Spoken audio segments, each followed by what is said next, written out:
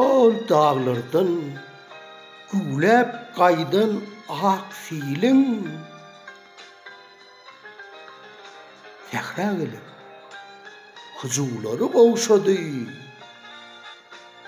Ok gilan dey süýnüp gelen melesu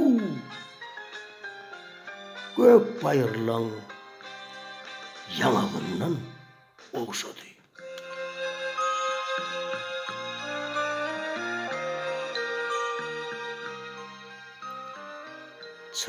Çırpınıp köşeşen suwa ak çägen göw ötü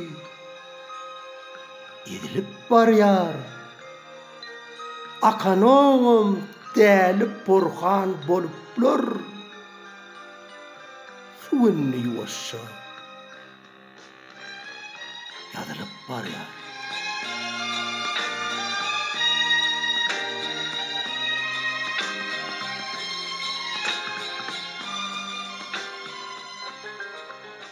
Şu görünüşi tiyinlap, düştüm bir dağda.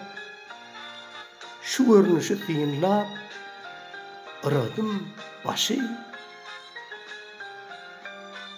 Baş bermedek fil bolsaňam dünýäde,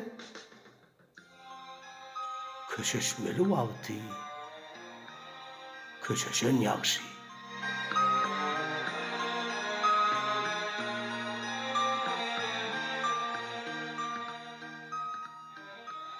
Bu şüý Hojaberdi Şaryfyň Bozawa atly kitabyndan alındy. Bu şüýni edibgelli Hellen Fokody. Köp sag bolun.